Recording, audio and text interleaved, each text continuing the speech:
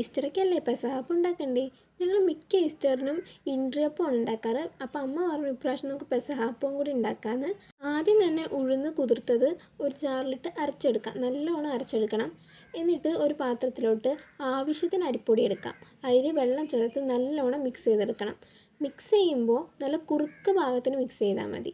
ഞാനാദ്യം വിസ്ക് വെച്ച് ഇളക്കി, പിന്നെ തവി വെച്ച് ഇളക്കി, എന്നിട്ട് ശരിയാവുന്നുണ്ട് കൈ വെച്ച് ഇളക്കി. കൈ ആയിരിക്കും നല്ലത്. കൈ വെച്ച് ഇളക്കുന്നതിന് മുമ്പ് എപ്പോൾ കൈ ക്ലീൻ ആയിട്ട് ഇരിക്കുകയാണെങ്കിലും നല്ലോണം കഴുകിയിട്ട് വേണം കേട്ടോ ഇളക്കാനായിട്ട്.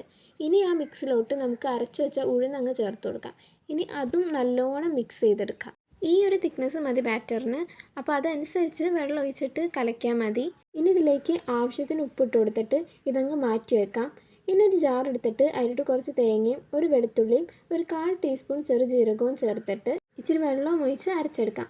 അത് നമുക്ക് മാവിലോട്ട് ഒഴിച്ച് കൊടുക്കാം. കുറച്ച് മാവ് ഞങ്ങൾ മാറ്റി വെച്ചിട്ടുണ്ട്. ഞങ്ങൾ ഇൻട്രിയപ്പം പെസഹാപ്പം ഉണ്ടാക്കുന്നുണ്ട്. ഇനി ഒരു പാനിലോട്ട് കുറച്ച് ചെറിയുള്ളി അരിഞ്ഞത് ഇട്ട് നല്ലോണം ഒന്ന് വറുത്ത് കോരിയെടുക്കാം. അതുപോലെ തന്നെ കുറച്ച് തേങ്ങാക്കൊത്തുണ്ട്, അതും വറുത്ത് കോരിയെടുക്കണം.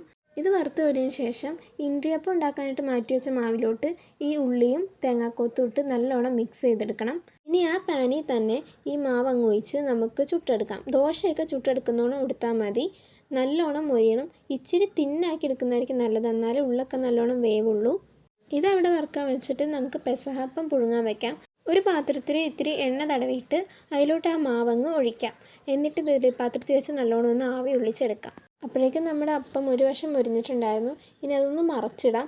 ആ വശം നല്ലോണം മുരിച്ചെടുക്കണം. ഈ ഒരു പാകം ആകുമ്പോൾ ഒന്ന് തിരിച്ചിട്ടാൽ മതി, ഒരുപാട് കരിയണ്ട. ഇനി ഇതിലേക്ക് വേണ്ട പാലുണ്ടാക്കാം നമുക്ക്. 2 സ്പൂൺ അരിപ്പൊടിയിലോട്ട് ആവശ്യത്തിന് ശർക്കര നീര് ഒഴിക്കാം.